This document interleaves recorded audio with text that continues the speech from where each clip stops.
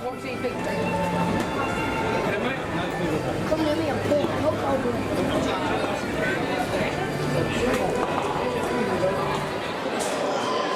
Good afternoon, ladies and gentlemen. In just about 5 minutes, our next performance will be starting inside of our theater. At this time, if we're traveling by wheelchair of any sort, please make your way to the right-hand side of our theater entrance at this time. In order to make my spot for our wheelchair guests fully accessible, I kindly request that you scooch off to the side, away from my Hollywood presence.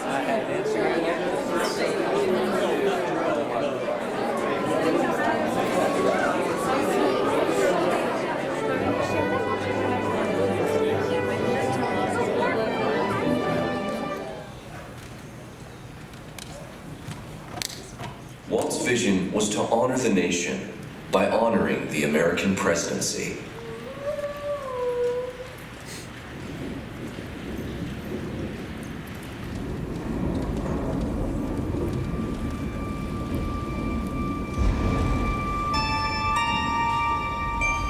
It is 1783, and the smoke is clearing in the wake of the Revolutionary War. Over the course of 8 grinding years, General George Washington has led a force of shopkeepers, farmers, and Native American allies to victory over the greatest military power in the world.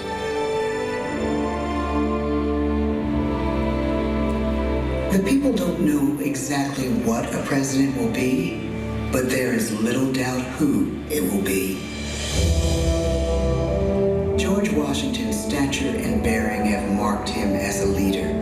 His integrity has made him a great one.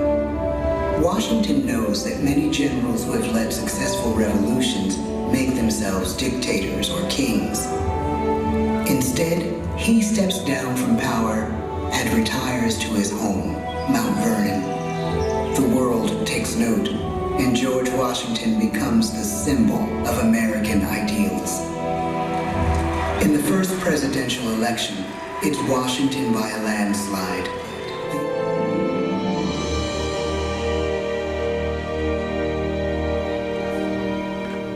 Fourscore and 7 years ago, our fathers brought forth on this continent a new nation, conceived in liberty and dedicated to the proposition that all men are created equal. Now we are engaged in a great civil war, testing whether that nation or any nation so conceived and so dedicated can long endure. We are met on a great battlefield of that war. We have come to dedicate a portion of that field as a final resting place for those who here gave their lives, that that nation might live. It is altogether fitting and proper that we should do this. But in a larger sense, we cannot dedicate, we cannot consecrate, we cannot hallow this ground. The brave men, living and dead, who struggled here, have consecrated it far above our poor power to add or detract. The world will little note, nor long remember what we say here. You have lost too much, but you have certainly not lost America. I can hear you. The rest of the world hears you. Loving this country requires the willingness to speak out for what is right, to shake up the status quo. That's America. Our presidency is no longer just an idea. It is an idea with a proud history. Ladies and gentlemen, the presidents of the United States of America.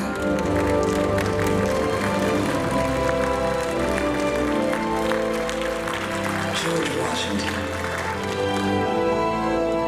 John Adams, Thomas Jefferson, James Madison, James Monroe, John Quincy Adams, Andrew Jackson, Grant, Rutherford B. Hayes, James A. Garfield, Chester A. Arthur,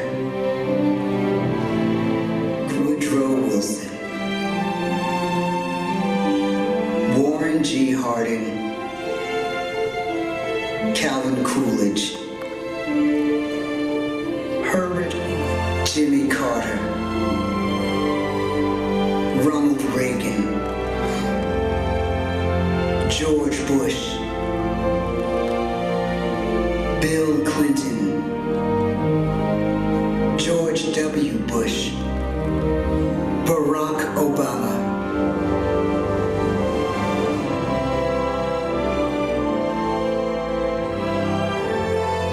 And now we come to the present. Once again, we place our trust in the idea of a president, as we have from the beginning. My fellow citizens, no event could have filled me with greater anxieties than that notification on the 14th day of April 1789 that you had selected me to lead our nation. The office of President of the United States, and will, to the best of my ability, preserve, protect, and defend the Constitution of the United States. So help me God. From the beginning, America has been a nation defined by its people. At our founding, it was the American people who rose up to defend our freedoms and win our independence. It is why our founders began our great Constitution with three very simple words: we the people. Since that moment, each generation of Americans has taken its place in the defense of our freedom, our flag, and our nation under God. These are the achievements of the American spirit, the spirit of a people who fought and died to bring the blessings of liberty to all our people. Above all, to be American is to be an optimist, to believe that we can always do better, and that the best days of our great nation are still ahead of us. It's a privilege to serve as the President of the United States, to stand here among so many great leaders of our past, and to work on behalf of the American people. The presidency of the United States is a role unique in the world, an office entrusted to each president by us.